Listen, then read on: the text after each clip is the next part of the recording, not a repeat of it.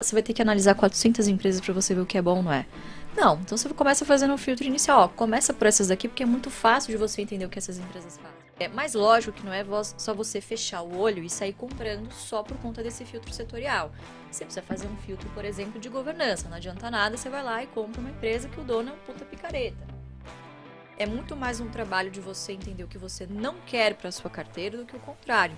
Quando você chega no filtro final, cara, sobraram ali 30 empresas. A gente tem muito claro que tem setores que a gente não investe, mesmo sendo o melhor, mesmo podendo ser o melhor negócio do mundo, o investimento naquela empresa.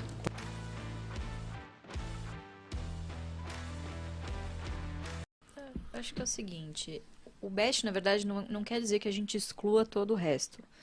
Na verdade, ele é um filtro simples para o investidor começar. Porque assim, imagina, o cara chega. Norte, né? É um norte, é uma bússola, né? Então, imagina, o cara chega. É impensável, é inimaginável você falar, ó, você vai ter que analisar 400 empresas para você ver o que é bom ou não é. Não, então você começa fazendo um filtro inicial. Ó, começa por essas daqui porque é muito fácil de você entender o que essas empresas fazem. Faz parte do seu dia a dia, é a bolsa da vida real. Então, cara, você vai pagar uma conta, é um mês difícil, o que você vai priorizar? Você vai comprar uma roupa nova, vai comprar uma geladeira, um computador, ou você vai pagar a sua conta de luz? E assim, ai de você se você for reclamar, ligar pra ANEEL, ó, não gostei da conta de luz esse mês, hein? Beleza, amigo, não paga e aí você vai ver o que acontece, né? Vão cortar a sua luz. O que você prefere? Tomar um banho quente na sua casa ou comprar um sapato novo, né, Fabiano? Então, acho que tem muito a ver com essas características de resiliência, de serem grandes geradoras de fluxo de caixa, terem bom histórico de pagamento de dividendos, mesmo em anos que são bastante desafiadores para o mercado. Mas lógico que não é só você fechar o olho e sair comprando só por conta desse filtro setorial. Você precisa fazer um filtro, por exemplo, de governança. Não adianta nada, você vai lá e compra uma empresa que o dono é um puta picareta. Né? Não tem muito sentido. Então, claro que é muito mais um trabalho de você entender o que você não quer para sua carteira do que o contrário. Quando você chega no filtro final, cara, sobraram ali 30 empresas, de 400. Entende? Então, depois desse crivo, fica tudo mais fácil. Tirando o BEST, eu acho que tem algumas exceções de empresas que podem não ser do BEST, mas têm muita conexão com outros setores BEST. Então, eu vou te dar o exemplo da Unipar. Cara, a Unipar é a maior fornecedora, por exemplo, da Sabesp. Então, quer dizer, sem cloro não existe água potável. Então, quer dizer, uma coisa está extremamente, intimamente ligada uma coisa com a outra, entende? Então, isso garante o quê? Garante que tem sempre ali uma demanda constante, você tem toda uma questão é uma espécie de oligopólio natural, porque é um produto que não viaja grandes distâncias.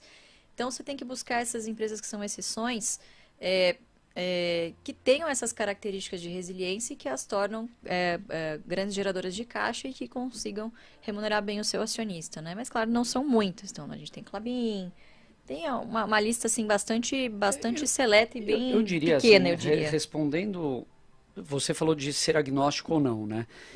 A gente tem muito claro que tem setores que a gente não investe, mesmo sendo o melhor, mesmo podendo ser o melhor negócio do mundo, o investimento naquela empresa. Então, Quais são? a gente costuma dizer que são varejo, aviação, turismo, frigoríficos e Construção civil. construção civil. Por quê? São os 5 que não entram. Porque assim, esses setores, eles têm dinâmicas particulares que fazem com que, primeiro, as empresas deles não sejam tão resilientes quanto as que a gente busca. O dividendo, muitas vezes, ele acaba sendo um proxy da qualidade da empresa. A empresa que pode distribuir dividendo é uma empresa que já passou por algumas situações, enfim, e tal, que ela tem condição de reinvestir no seu business e, ao mesmo tempo, remunerar bem o seu acionista. Empresas desse setor, você pega, por exemplo, a aviação. É uma dinâmica super competitiva, guerra de preço, custo você não controla, influência de commodity, câmbio, eficiência a qualquer custo, enfim. Você olha o histórico, o que a gente via no passado em termos de players nesse setor? Quais eram as maiores antigamente? Não sei, quando vocês eram moleque. Quando eu era Varig, VASP e Transbrasil. O que aconteceu? As 3 quebraram, não estão mais aí. Latam entrou em recuperação judicial.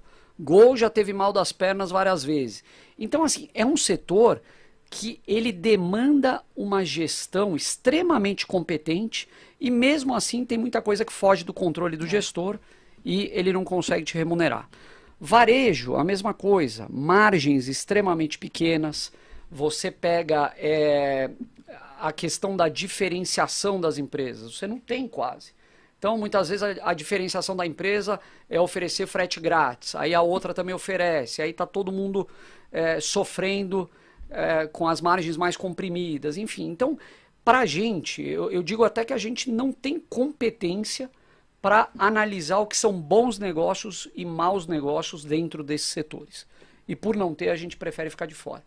É óbvio que é uma questão de preço, né? É sempre um custo de oportunidade, você vai alocar em uma, mas você poderia estar ganhando em outra.